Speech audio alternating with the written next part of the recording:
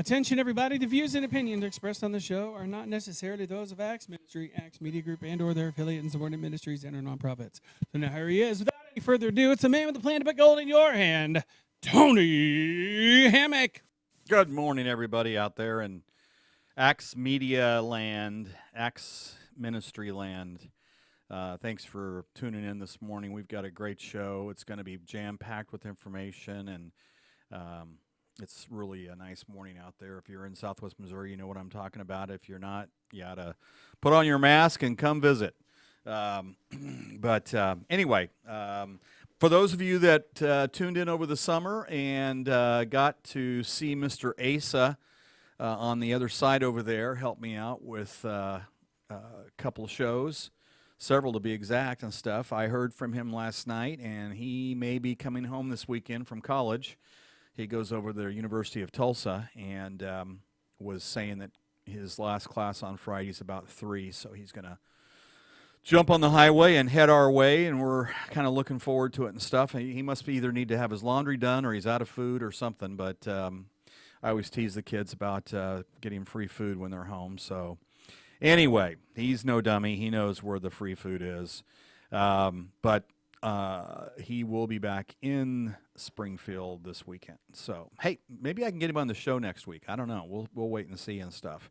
Anyway, there's just all kinds of things that's going on out there and that's happened, you know. I mean, unfortunately, the first two things I'm going to mention, on my way over this morning, I heard that Mr. Gale Sayers passed away yesterday. I believe it was yesterday, last night. 77 years old. And for those of you that know who I'm talking about, you know, he was the football player from Kansas that just was phenomenal in the NFL. Unfortunately, due to injuries, only played 68 games. But he was an incredible athlete. And there's a movie out. It's been out for many, many, many years, but it's called Brian's Song. And it was about Gale Sayers and his running back mate in the backfield and stuff, who was really the kind of the main character of that movie. But I won't give the show away or anything. No spoilers here or anything like that. But anyway, Mr. Sayers has passed away, and very sorry to hear that. And you know, our wishes go out to his family and him and all that. So, and then of course over the weekend, you know, we heard about Ruth Bader Ginsburg passing away, and you know, what an incredible woman she was. I mean, you know, I try not to get into the different elements from a political standpoint. I just, you know, as far as accomplishments go and rulings and perseverance and all those other words like that, I mean, you know, she was just an absolute incredible human being, woman, and Supreme Court judge. And so I'm sorry to hear that, although we kind of had a feeling something was happening there with the last few times she's had to go into the hospital and stuff. So we're going to miss our let me see, Ruth, RBG. Anyway, what's interesting about that, and kind of to start off the show as far as some of the directions I want to go, is, believe it or not, her passing has caused quite an uproar over in Washington. And if you're not tuning into that, you know that there's some people that are wanting to go ahead and get a nominee and a confirmation on a new judge, and there's some people that don't. And because of all this uncertainty, you've got a lot of ripple effects through the economy, the markets, the prices of different things, gold, silver, stocks. And part of it is that I think a lot of folks think that if everybody in Washington is caught up in this, and I don't want to say it's a distraction, but I mean, you know, a week ago they were working on other things, and one of them was the next stimulus plan, or plan to help those that are out of work.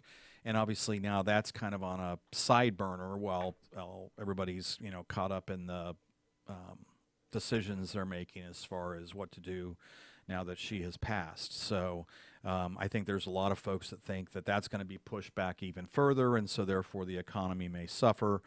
And it's just like a domino effect as far as how one little thing can affect others. But before we get too far down that road and off into the weeds, let me get into some of the things that we do on a weekly basis, and one of them is that stewardship course that I like to spend some time on. I like to get it out of the way early because that way I won't forget it. Yes, I too sometimes have senior moments. Excuse me, there it is. Let me get it fired up on the phone here. I was feeling guilty for all the time on the show where I turn to my phone for information and sometimes just literally read from it like I'm getting ready to now. And then yesterday I tuned into Elon Musk's presentation after their quarterly meeting and their shareholder meeting. And then he was doing his battery presentation and stuff. And I noticed that not only he, but the young man that was the engineer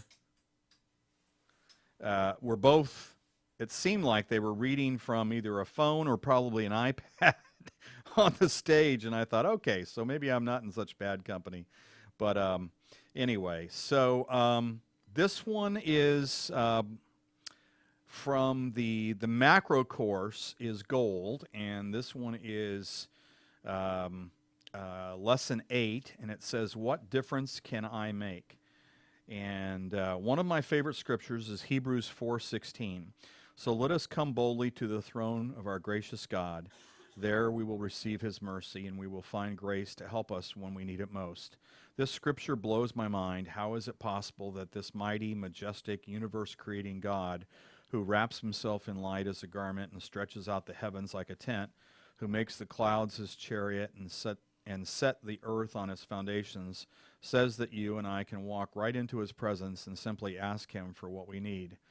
The incredible truth is that you and I have been rescued from being an orphan and elevated to a position of royalty with all of its privileges. We have become children of God, sons and daughters of the King. This means we now have access to the King of all kings, the God of the universe. Just think about that for a moment. Galatians 2:20 says, my old self has been crucified with Christ. It is no longer I who live, but Christ who lives in me. This means that you and I are carriers of his life, love, peace, and presence everywhere we go. This is the truth. It doesn't matter how small or insignificant you think you are, because it's not about you. It's all about him. The point of the gospel is that it's all about who he is and what he can do for you. It doesn't matter how ill-equipped you think you are or how insignificant you feel. Living out the abundant life to which God has called you does not depend on what you can or can't do.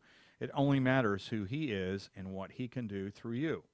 When we live our lives fully yielded to him in total abandon and surrender, he comes and inhabits the small offering of ourselves. Then something beautiful and powerful begins to happen. When we understand what it is that we carry, the treasure, the gold within, suddenly everything changes. Let me reread that paragraph. When we understand what it is that we carry, the treasure, the gold within, suddenly everything changes. You see, it means that when I reach out my hand and I lay it on someone who is sick, his hand reaches out too. When I walk into a room, he walks in there with me. When I speak, his voice. Just think about that for a moment. You have a treasure in your jar of clay. Do you realize the potential you carry to change your world? And, I think that's kind of an interesting devotional and stuff. The reason I reread that one about gold is for those of you that tune in every week, and thank you, by the way, for those that do. Remember how I found this particular course. One morning I needed a new course on stewardship for this show, and usually I was plugging in stewardship and kind of looking through what came up, and one morning I thought, I'll plug in gold just to kind of see, since we talk about gold and silver quite a bit on this show. And this one came up, and just as I've said before, I at first was not going to use it because it wasn't about the metal, but as you can see from that paragraph, it talks about the gold within, and I thought that was kind of interesting because it carries through all of these different lessons and stuff. So anyway, hopefully you found that to be of interest, and a couple things that seem to be constant and popping up from time to time in these readings. It always makes me remember, some of the stuff that Jim Whining thinks is so important, which is, and for those of you that know Jim, he is the president of Acts Ministry. But he's a big proponent of, it's one thing to be a Christian, but you don't want to necessarily sit back and just keep it to yourself. Precious, and that's my thing from the Lord of the Rings or something. But anyway, I shouldn't have I shouldn't have done that. But my point is that rather than keep it to yourself, I believe he feels strongly that we should go out and share and find people who may not know, Christ, or may not know what the Bible is and things like that. So, I found bits and pieces of that in that particular scripture and devotional. So hopefully from week to week or time to time, we're hitting on some things that need to be hit on and helping out, even if we help just one person out there. Hopefully that is, excuse me, something that is good. Now, I did mention we talk about gold and silver from time to time, and the reason why is the whole show is really about looking at alternative investments, alternative ways for your money to work. I mean, you can turn on any radio or any TV and hear about, stocks and bonds and mutual funds and, things like that. But there are a plethora of other alternatives out there. And, some of them are as simple as the metals, and some of them are precious metals, and some of them are base metals. Things like real estate, oil, there's just a long list. I mean, private equity, I could go on and on if my brain would kick in and stuff. Maybe I didn't have enough caffeine this morning, but my point is that there are some alternatives, and sometimes, it's as simple as being a contrarian. I mean, if everybody is running out and buying, XYZ stock, maybe you want to stay away from it. I mean, I've kind of learned from my own experience, just because everybody's doing it may not necessarily mean it's the thing for me. And so I like trying to be a contrarian and going where, other people aren't. And, some of the best investors we've got in the history books and currently, that was kind of their style. Warren Buffett, for example, the gentleman up there in Omaha, he is very much in that vein as far as being a value investor. In other words, he's not out there chasing, some of these companies that there's a lot of hype and stuff. He's looking for earnings. He's looking for value. He's looking for not overpaying for those earnings. And so that's needless to say why Berkshire Hathaway, his company, has done so well over the years. And, hopefully if you're a shareholder in Berkshire Hathaway, you got in early enough to where, you're one of those folks walking around as a millionaire just because you met Mr. Buffett years ago and so forth. But, Warren learned at the help of a gentleman named Benjamin Graham. And Benjamin Graham is no longer with us, but, he was like the king of investing. In fact, he has a book. He's got a couple books out, but the main book that most people turn to when they think of Ben Graham is Security Analysis. And it's about that thick, and it is boring as heck, but it talks about from A to Z on what you want to look at and look for when you're evaluating companies to invest in. And it's actually an interesting read. He He wrote it many years ago, and I don't know what edition we're in now and stuff like that. But that's where Mr. Buffett got some of his experience. Was I don't know if he was an intern or what, but I know that he went and found Benjamin Graham and worked with him for a while. And of course, John Templeton. John Templeton's another one. He's out of Tennessee. He too has since passed, but he started with literally nothing. I think his dad was a sharecropper or something, and John basically rose up and got himself to school and all those kinds of things. And by the time he passed, he was the head of a family of funds called the Templeton Funds, which are now owned by Franklin Resources and stuff. So he was very successful as far as that goes. And he too was a value investor. So even though everybody right now is running after the different, big names on the news and stuff as far as the stocks go and stuff, sometimes it's best just to be contrarian and sit back and so forth. As far as gold and silver today, the ask price on gold is $1,880.50, and the ask price on silver is $23.37. And for those of you that tune in weekly, you know that those two are less than they were last week. And, that's why we talk about dollar cost averaging and having a systematic approach to adding these two to your portfolio. I mean, it's one thing to have a lot of money and jump in with a lot of money and just have it done. But if you don't have a lot of money and, you're trying to do this and be wise and stuff, it's smart to do it in a systematic approach. Now, those are the ask prices, or basically spot.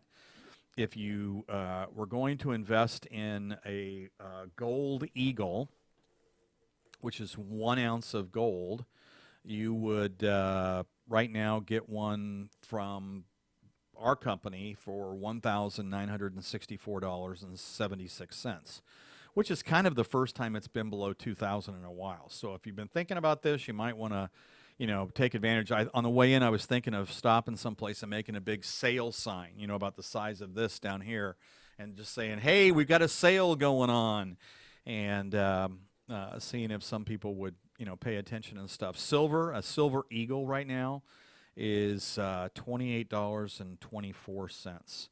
So both less than last week, but I'm sure what you're going to see is both increase. In fact, I was watching a few of my shows this morning that I like to kind of tune into early in the morning and stuff like that. And there's some people that think that you're going to see gold at 5,000 an ounce and silver over 100. And really, after some of the things I kind of studied and watched this morning, I'm thinking the silver over 100 may happen sooner as compared to the gold over 5,000. But it's not an overnight thing. I mean, we're talking a couple years down the road and stuff. But with silver, there's just a lot of things going on that most people don't realize. And one of them is that silver, they mine the silver, they sell the silver. A lot of silver is used with electronics and other manufacturing processes and stuff. And because of the price currently being, for a silver eagle, 28, 24 today, and the spot price being, what did I say before, 23.11. It's better than it was at the beginning of the year, but it's not high enough for some of these companies to go in and recycle it. So this one gentleman I was watching this morning, they were talking about how, at some point when silver does get to be over $100 an ounce, you're going to see, in some cases, junkyards and dumps turn into basically mining operations. I mean, just because if you think of all the old TVs and laptops and phones and anything that's electronic and stuff, all of a sudden at that price it will be more economical to go in and find the precious metals in that device, strip them out, and then get to where you have enough to where you can, go and sell them and stuff. So that's not happening now because, at $23, $24, $25 an ounce, it's just not worth someone's time to go do that. Although maybe after someone listens to me say this today, they'll think about it. There are some recycling places around Springfield. There's one down on, what is that, Chestnut Expressway down there, kind of close to Hammers Auto Works, and across from the, what is that place? I'm drawing a blank on the name of it, but that meeting hall across the street from Hammers. American Legion, there we go. So, that is something to keep in mind, is that if you do have an old TV, computer, printer, anything electronic, you can take it to those folks. Not Hammers, don't take it there. Perry will get upset with me. But Perry Stone is the guy who runs Hammers. He'd be, Tony, what are you doing sending all these people over here? But it's just down the street from Hammers. I think it's a little bit east, if I remember correctly. And anyway, you might go there and so forth. But the silver is interesting because it is a little bit more difficult to mine. It's not just sitting there on top of the ground and stuff. And, there's from what I heard this morning, if you got into gold and silver, there's a lot of gold mines that are for sale. If you really wanted to get into it, or if you were a big company like Barrick or one of those folks, there's gold mines out there that, you could probably come to an agreement and buy. There are no silver mines for sale, from what I heard. So, and this is on a global basis. Excuse me. So I find that kind of interesting. So many of these prices that we talk about are determined by supply and demand. And, obviously silver is in such a state that there's not really anybody out there wanting to sell their silver mine. So might be something to keep in mind. Anyway, let's jump into prices, not just gold and silver, but I have another little story I want to share with you here in just a second. And that is, there we go. Had to find the right program. Okay, so we know as of 9:22 this morning, the spot price on gold, actually it's down a little bit more. It's $18.67.80. So we definitely have a sale on. Might be wise to get involved there. Silver is $23.19. So a little bit different, 8 cents difference from what I mentioned a minute ago. Platinum is down 20. It's at $854 an ounce. Palladium is $22.62. That's up $19. And rhodium is up, actually, I take it back. Rhodium is flat. It's at $13,100. So the precious metals are, in three of the cases, a little bit less today. Now, the base metals. The base metals are, as of 9/21, and the prices I just gave before on the precious metals were per ounce. The base metals, the prices I'm going to give you, are per pound. And copper is now $3.03 a pound. Nickel is $6.53 a pound. Aluminum is 78 cents a pound. Zinc is $1.09. Lead is 84 cents a pound, and uranium is down to $29.55 a pound. Crude oil is $39.88 a barrel, and the Dow Jones Industrial Average as of 9/22 is up 11.61, so it's at 27,299.79. So a lot of volatility here of late. Another reason why there might be a lot of volatility and some of these prices going the directions they are is remember where we're at. And a lot of people don't factor this in, but here's what today's September 23rd, and so we got another week left in September, which means that this is the end of the third quarter. And January, February, March is the first quarter. April, May, June is the second quarter. July, August, September makes up the third quarter. And believe it or not, there's a lot of these institutions, a lot of these mutual fund managers, a lot of these hedge funds that they have to create quarterly reports, and for different reasons. Either ones they have to file with the SEC, or ones they have to print and send out to shareholders. And because of that disclosure, you find that as you get towards the end of a quarter, a lot of times there's a lot of gyrations going on, because some of these folks are either unloading something that they really don't want to have shown in their portfolio. I'm not, it's not like it's illegal or anything, but maybe there's something in there that for whatever reason they don't want to have in there, or as much as they had during the quarter, and or they may be adding something that they know that if we have ABC in there, just as an example, that's going to make it look like we're supporting that cause, or we're on top of things, or something like that. And a perfect example of what I'm talking about is a company called Tesla. And if you're not following Tesla or aware of Tesla, they're the manufacturer that basically Elon Musk is the CEO of.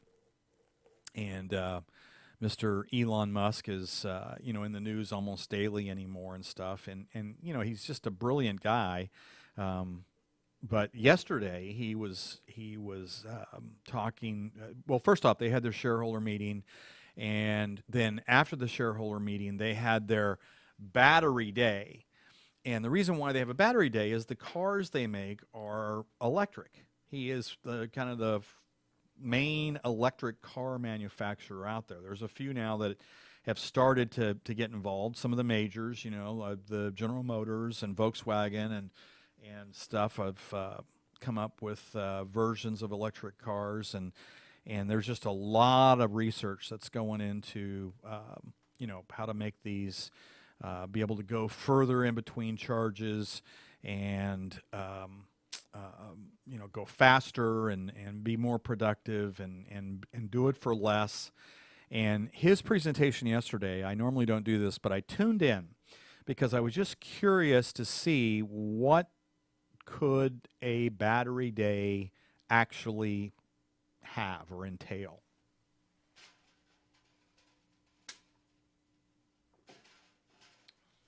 Excuse me.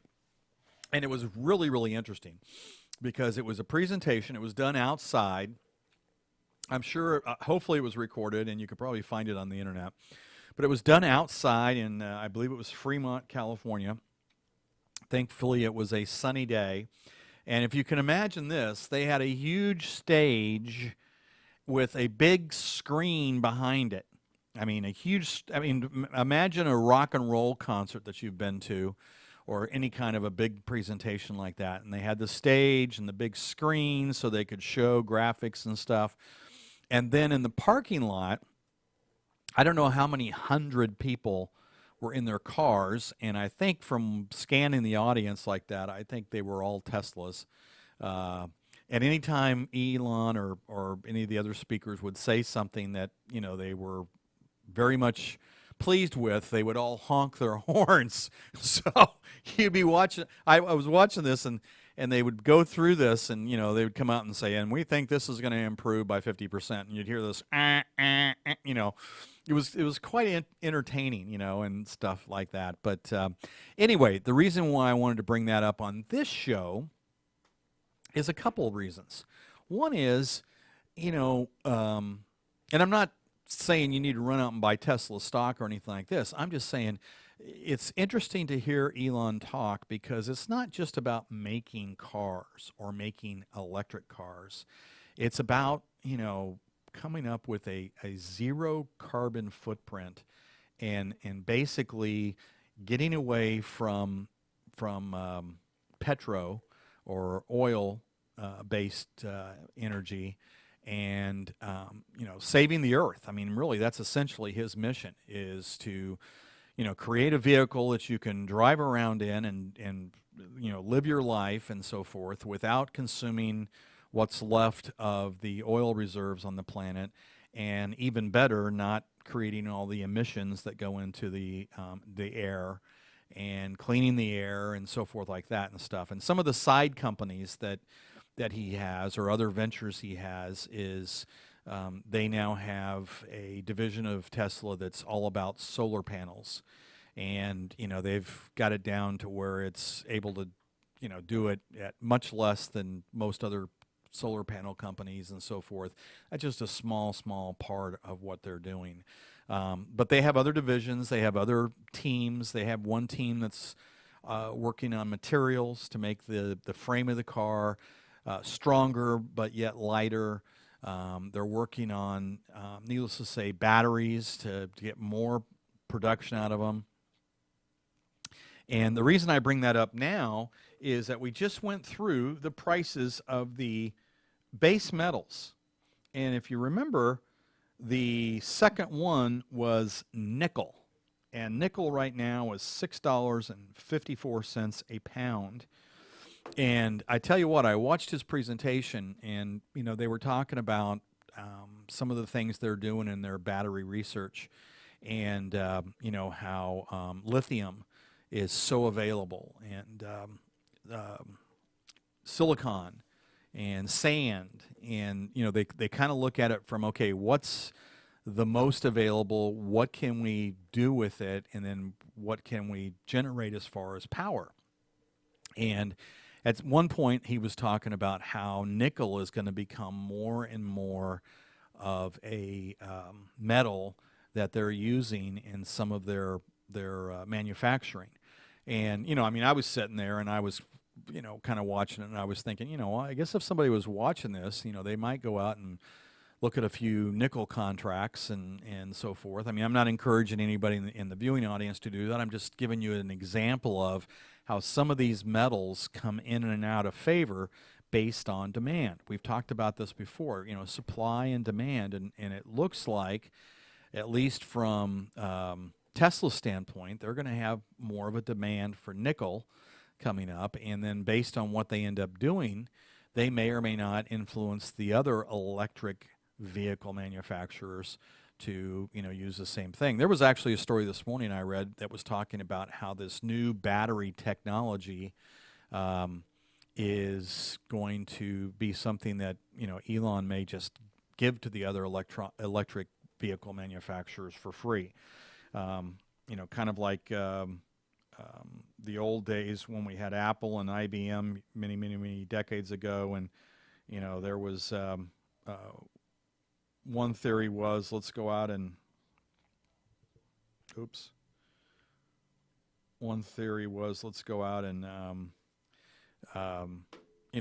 license the OS to everybody, Microsoft's version, and the other one, the Apple one, was back when they had their OS, and or I guess they still do, but they didn't license it to anybody. And back when it was just computers, before the day of iPods and phones and all this other stuff, we saw how that worked and stuff. So I don't know if Elon would ever do that, but I'm sure that he will influence some of these other manufacturers and so forth. And one thing I was disappointed with in yesterday's presentation is they didn't come out and specifically talk about the quantum glass battery. And I think I mentioned this just briefly in last week's show, but there's a lot of research going into this quantum glass battery, just because of its ability to store energy and then increase the distance these vehicles can go before they have to be charged again. I mean, there's already studies where a vehicle could go from, let's say, New York all the way down to Miami with a quantum glass battery and not have to stop for a recharge. Whereas right now, a lot of these electric vehicles, about every 200 miles, they have to have a new charge and stuff. So, and the charge takes a while to actually get complete. Whereas with the quantum glass battery, apparently you can recharge it rather quickly. So I was a little disappointed that unless I just got distracted or something, they didn't come out and literally say quantum glass battery. But what they did say was that they're going to be able to basically increase the production of the batteries that they have there at Tesla by basically 100%. In other words, what they're putting out now, in a short while, maybe as little as a year, they'll have twice the production coming from those batteries. And they got into, how they made the batteries and how they roll the material that goes into the canister and the different charges and stuff. And I'm not a chemistry guy and I'm not an engineer, so I probably should stop there because I'll get in over my head if I keep rambling there. But the point is that I think that there are some interesting opportunities coming up in the alternative asset category because of our transitioning over to electric vehicles. And I don't know about your thoughts. I don't know about anybody's thoughts except my own, and of course some people I follow. But my hunch is that the electric vehicle experiment is not going away. I mean, right now, when you look at the world's fleet of vehicles, only 1% of the fleet are electric vehicles.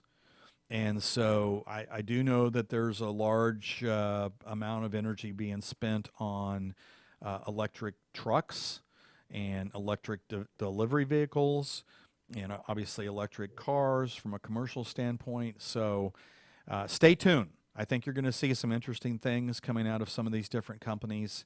And there's like a lot of times, there's the main companies, Tesla, General Motors, Ford, Chrysler, Volkswagen, Nissan, and, on and on, Toyota, that are coming out. Porsche has a 911, I believe now, that's completely electric. And then there's the ancillary companies, the ones that provide some of the material that go into this manufacturing. And those are some of the places that, someone might look as far as maybe a company that is working on the quantum glass battery or the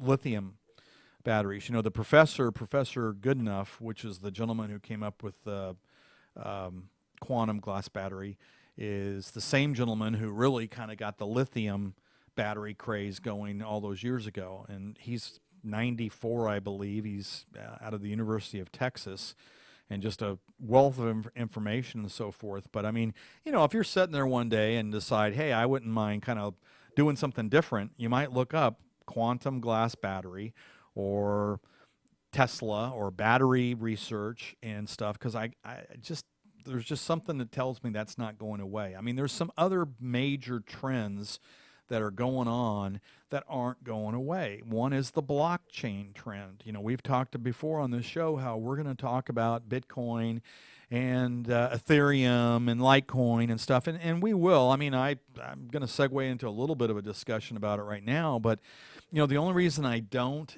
more so is because the gold and the silver probably should be 5 to 10, maybe 15% of someone's portfolio to be used as wealth insurance. And, we've covered the reasons why several times over the last couple of years in this show. But the cryptos, I mean, depending on who you are, I mean, you either need to stay away from them or maybe 1%. And if you're really bold, maybe 5%. But that would be with, money that if you lost it, you wouldn't lose sleep. I mean, let's face it, it's still a new frontier. It's still incredibly volatile and all this kind of stuff. But I will tell you there is a ton of research going into the blockchain. And there's major companies that are already engaged with the blockchain. Some of the big financial companies that are using blockchain already. And the reason why they are is the blockchain gives them the ability to do a lot of financial transactions quickly and have full documentation, in seconds. And, when you look at like Ethereum, they can actually program in like a decision-making ability so that, you have somebody do something and it gets there and it goes, is this factor met? Yes. And then the Ethereum blockchain will take it that way, or no, and it'll take it this way. Maybe it's a decline. I don't know. I'm just kind of speculating there, but I do know that there's just a lot of potential in blockchains. So then you might look at companies that would benefit because of the blockchain, and there's a couple out there. I mean, I'm not going to get into them right now, just because, that's not the direction really that I kind of wanted to go. But I do want to bring up, you know, um, a cashless society. I mean, I don't know what your thoughts are with COVID-19 and some of the things that we've seen here in 2020, but I do believe another little thing that's a theme that's it's fast approaching is a digital currency. Whether it turns out to be Bitcoin or Ethereum or a government created digital currency, I don't know. Obviously, I don't have a crystal ball here, but I do read a lot. And I was reading one research report this morning that was talking about how um, back when COVID first started, like Nancy Pelosi, of all people, had brought a bill to the Hill there that she was wanting people to look at. And it was the first version of the CARES Act. And it was like the family wellness something, something, something. And, in there, originally, there was the way they were going to disperse those funds was with a digital currency. And then quickly that report was redacted, and then quickly it was changed. And then when the CARES Act came out, there was nothing in there about dispersing the funds with a digital currency. They dispersed them in the normal fashion, by check and or ACH, to a bank account if you had one that was, already in the system and everything like that and stuff. So, why they redacted that and then why they changed it completely, no one knows. But I will tell you there's some interesting patents out there from different individuals and different companies that are definitely pursuing a digital currency. And so there'll be more to come on this topic in future shows. But, I just wanted to kind of plant that seed this morning that, it may be something to think about. I mean, if you're the type of person that has some money in the bank, you might see about, is there a digital currency that you feel comfortable with? And, just have a small portion in there. I mean, I don't know if it would be Bitcoin, Ethereum, Litecoin. I mean, anymore, there's hundreds of them, although Bitcoin makes up something like 60% of the market value out there and stuff. But, I mean, if you've got an advisor or you have a banker or somebody that you look to for advice or help or you respect in financial services, you might ask them, hey, what do you know about digital currencies? What should I do, if anything, and stuff? And, the majority of the people are probably going to say, I don't know anything, and I don't think you should stay the heck away from them. But you might start educating yourself and just doing some research on the digital currency trend that's, about to become more and more important to our world and stuff. So you've got alternative assets, you've got gold and silver, you've got nickel, you've got the battery research by Tesla and some of the things that are going on there. And it's not just Tesla. I mean, Panasonic's doing a lot of research in this quantum glass battery. Aberley, I probably shouldn't even bring this one up because I don't know how to pronounce the name of the company. I want to say their symbol is like AV or something, but there's another company that's all they do are batteries. Samsung's doing a lot of research in the batteries, and you can guess why. I mean, these quantum glass batteries won't be just in cars. I mean, once they figure out what they're doing with this and how to harness it and get it into these different devices, do you think they'll have it in phones? Probably.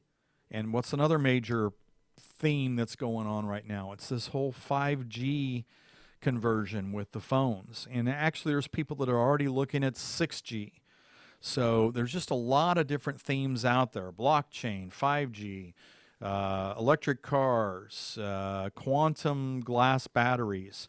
It's an exciting, exciting time to be alive, and it's an exciting time to be doing research to find who's on the cutting edge of this stuff, and try and maybe take advantage of it and stuff, or at least be aware of it, because my hunch is that if the quantum glass battery takes off, they can get it to the point where it's actually being used in the cars and the phones and so forth and so on.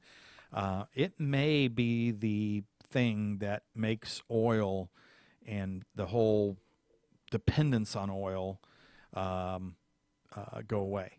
And boy, howdy, can you think of what that would do to our economy, the world economy, if all of a sudden all these players that for decades, centuries, it seems like forever, have been in such power because they have vast oil deposits and so forth. And what if all of a sudden, supply and demand, there's not a demand for oil? I mean, think back when COVID first started and we were all in lockdown and we couldn't go out. Do you remember seeing what the price of gas per gallon was? Price of gas per gallon was, at one point, I think it got down to where it was close to $1. I don't have it right here in front of me, but I just remember with one of my sons, we were out and he was like, look. And, I started telling him about when I was a kid and, gas was, less than $1 all the time. But, so, that's definitely something to think about is if all of a sudden we convert all this stuff to batteries, and there's no dependence on gas and oil, who's going to end up winning and who's going to end up losing? And granted, some of these comments are, far-flung way into the future type conversations and stuff, but still, they're ones that I think we should be talking about because, a lot of times it's the people that can see these different things starting to build and from there take advantage of them, maybe have a few dollars invested in those categories, maybe have some digital currency already. Because I have a hunch if something happens with that, it won't be, like some lead-in where it's like a month, oh, we're thinking of coming out with digital currency. I think it'll be one of those things where it'll be quick, where all of a sudden you're going to find out that, by Friday you're going to need to convert some cash or some dollars into digital currency and stuff. And I won't just mention this and go away. On future shows, I'll keep you abreast of the things that I'm finding out and stuff. But I do think it's interesting that there's some major players that have either patents already in place or have some pending. Like, for example, one I saw this morning, I want to say it was Visa. Visa has a patent where, they've got a way of collecting dollars, turning it into digital dollars, and then the dollars they collected get destroyed. So I don't know what's going on there. It's just a patent. They don't have anything in place and stuff. But we've covered a wide range of topics this morning. I know that you're probably tired of hearing me 100%, so I've got a few folks I've been talking to about being on the show. And as I said, Mr. Ace will be back in town on the weekend. Maybe I can get him to be on a future show on a Wednesday morning. But we're always grateful for a chance to come in and talk about some of these alternatives. If you ever need to reach me, I'm at 417-755-0700. You can also text that number, or you can reach me at tony@thegoldaffiliate.com. And, we're grateful to Jim and Pam Whining for making this possible as far as the show being on Wednesday mornings. Dr. Paul Collins and stuff, Dr. Paul is... He's a big fan of gold and silver, and if you want to take a look at his website, it's 7kmetals.com/Paul Collins. No spaces, just Paul Collins. And you can go to the 7K website and kind of read up on some of the different topics and opportunities there and stuff. So with all that said, I see Matt's back in the room. How much time we got? 30 seconds. 30 seconds. Well, I think that I can probably find something to talk about for 30 seconds, which might be the fact that we're in that time of the year where we have a lot of fall festivals. So if you go out please be careful. Please use good judgment. Please wear your masks. Do the social distancing, and all these different things. It's interesting to me how we have some folks that refuse to wear masks, and then you find out a couple weeks later they're some of the ones that are in the hospital or something like that. So until the folks that are in charge have a remedy, it might be wise to put a mask on and protect you and your family. And God bless. Have a great week. We'll see you next week, and thank you so much. Take care.